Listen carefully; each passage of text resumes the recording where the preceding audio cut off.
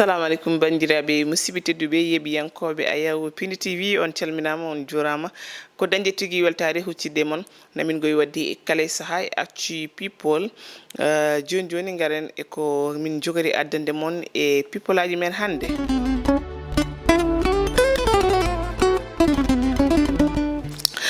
Tigi en jeeyaye kamin gaddani mon hande woni résultat e alhaali viol tumaɗo fewde o mo ganduɗa woni Kalifone Sall taw ko debbo goto initirtoɗo Adji Thiaré Diaw waɗi ɗum amin gartu e ndin résultat holko yaltini hip hop galsen o saaha jogui noon ko ganduɗa ko woni buzz leydi Sénégal mamin gartin mon e holɓen goni hen o saaha émission blanche hanki mardi to ganda to woni to Walf TV on émission gasani sabu ko coupa direct mamin gartan mon e holko saabi ɗum Ousmane Sonko noon ɓe ganduɗa noon woni journaliste yi jonnani ko waɗi ko e sangam conférence de presse mabɓe ɓennuɗo kamɓe yeewi askan wi ɗum noon ko cekedere tigui teska e ɓen journaliste uji mamin garta hen woni caméra o ko Ibrahima Thiombane Ali Fall to technique wondide Thiat Walo joni garten gagnen.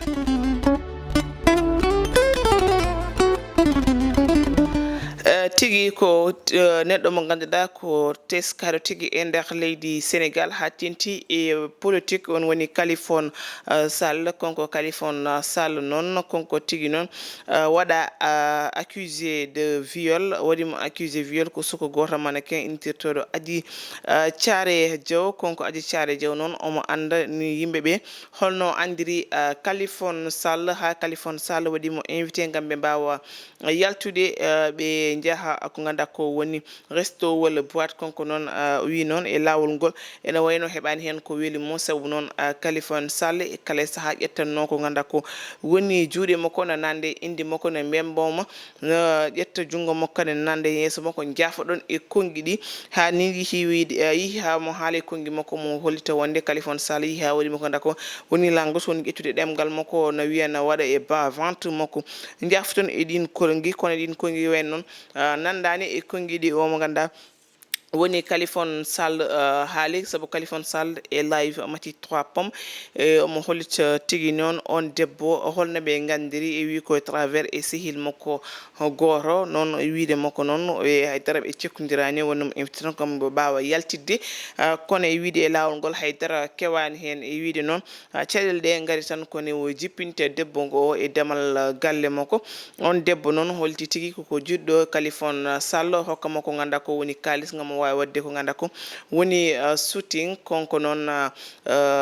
Kalifone o namdomi holko woni shooting o wimo noon ko fotade gam noon ɓe mbawa ɓayinde e golle ɗeɓe gollata ɗi e wiide makko noon yo accu ha janggo o hokkamo kalis kono on debbo noon jaɓani soyni koye poste makko kalis jifti kalis o konkone kadi o nangti e jungo makko o ƴetti ko ganduɗa ko woni téléphone makko koye ɗum tan ɓe mbaddi o wiide makko noon hokkude kalis wona force te sa yini o softani hokkude on debbo kalis sabu noon ko ganda ko on debbo holti tigi ko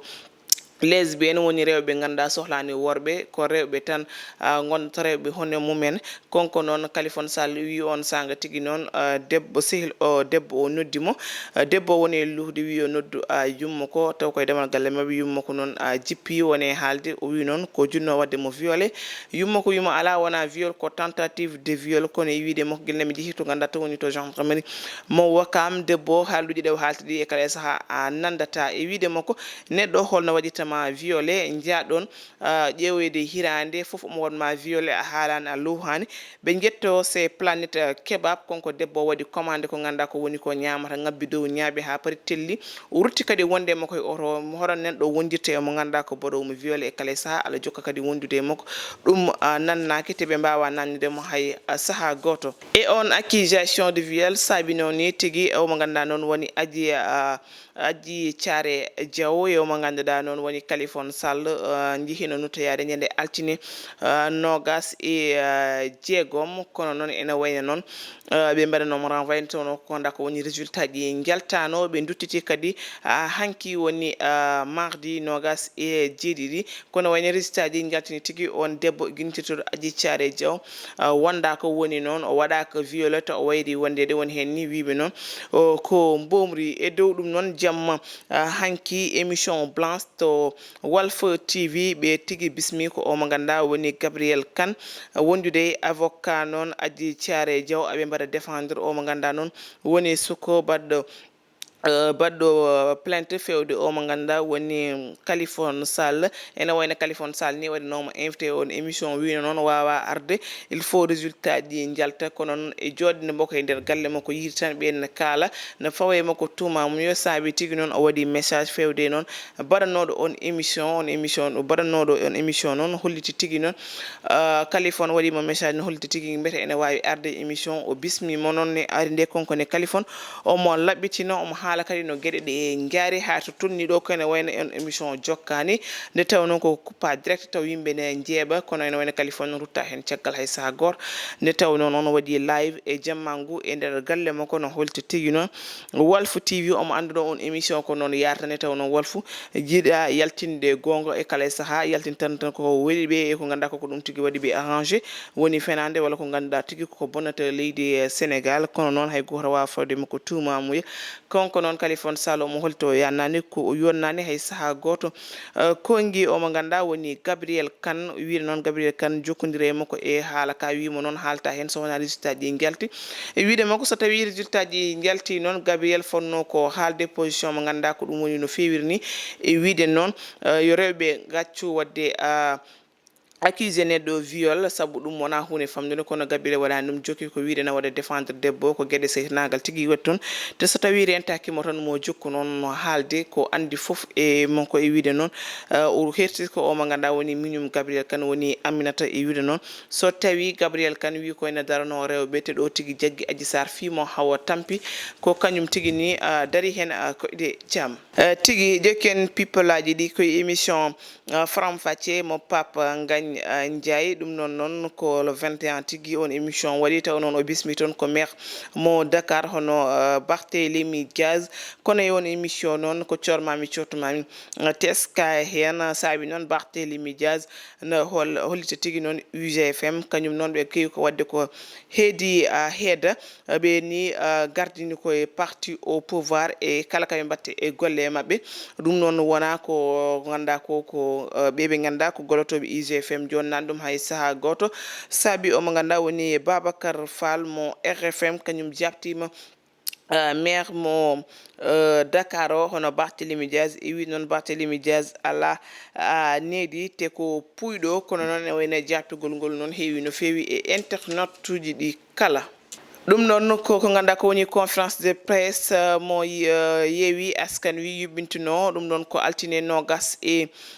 jeegom nduɗo lewru septembre ɗum noon teska noon kamɓe wonno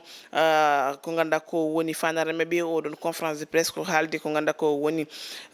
gouvernement kesso lelnalo to assemblée nationale kono kadi hay ko ganduɗa ko woni situation leydi Sénégal kono ene wayno on conférence de presse gasirani no yiɗirani nde tawno Ousmane Sonko no gayni konngui makko wi tigui noon ko journaliste ɗi mbaɗe posé question ɓen kolliti tigui koko jiiɗi wadde posé question fewde makko kono e wiide noon won tigui noon ɓurɗo noon hato jinde e namdede jaabo woni noon mawɗo leydi ndi te o ƴewtinima ɓen journaliste kuccata e makko te mbatta ɗum existé fewde e makko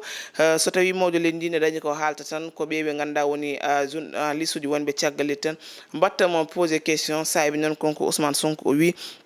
posé question ko jiɗɗon kono mala andi kam wone e mon ɓe ganduɗa ko patron ji mumen nulottu ɗumen ne wiya ɗumen son jeehi mbaɗi posé oɗo question gam wadde mal à l'aise Ousmane Sonko ɗum noon ene wayna journaliste ji noon arnoɓe oɗon conférence de presse ɗum welaniɓe e hay saaha goto saabi goto e mabɓe foof itti micro mum ha laaɓi ha wi ceer jeehi taw noon mbaɗani posé hay goto question jaltene e politique ha gasa jehen to ganduɗa to woni e hip hop Galsen teska noon o saaha hip hop Galsen noon kamɓe tigui tammi ko ganduɗa ko woni buzz leydi Sénégal o saaha hakkude Akhlou Brick e ngaka blende on woni king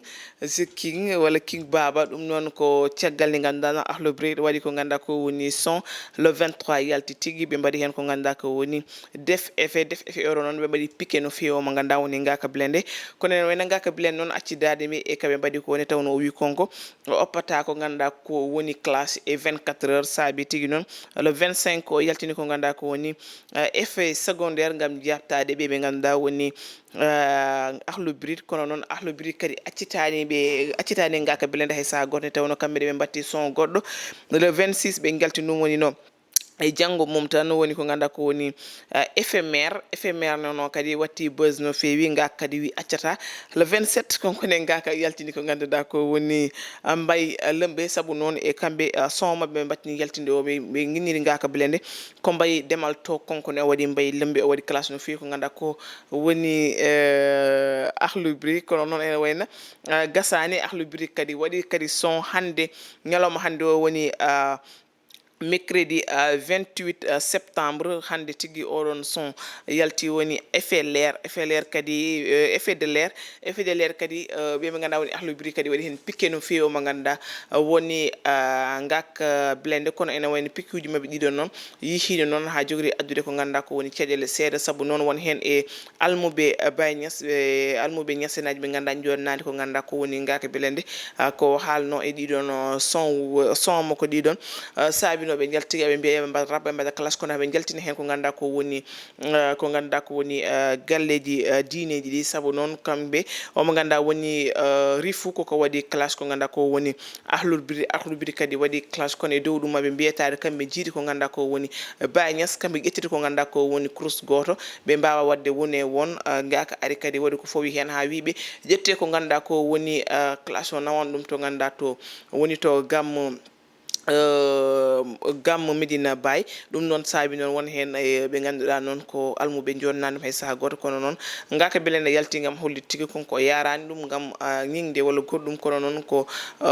classe on o yaruno hen kono ene wayno mo ganda non woni Bril Fay kanyum yarani caggal kadi edi dum classe tawno jeyami hen tawno ko Akhlou Brick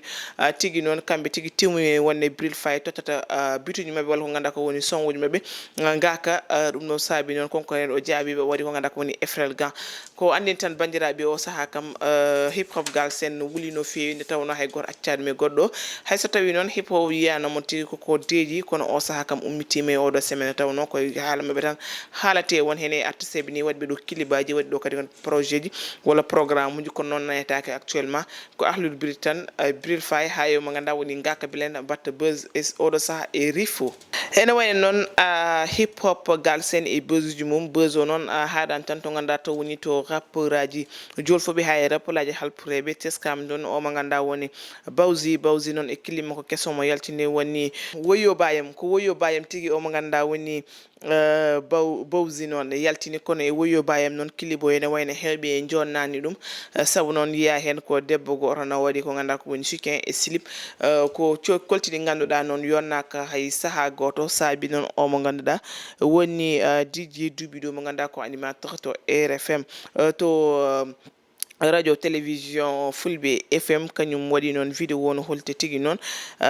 cherche toi ko musique tan batta ko ar batta o haldate ko ma ganda woni bawzi e wiide mako non so tawi non culture jebo kala ko batta ene foti yadde e culture ma kono kadi non peuple ko ganda ko woni communauté pol e burta yebde e watte conservé ko watta ko dum non so yo wat ko ganda ko dum tigi yaade ko ganda ko woni culture mako kono wora wat influence yimbe e yaltinde rewbe ganda bon to ko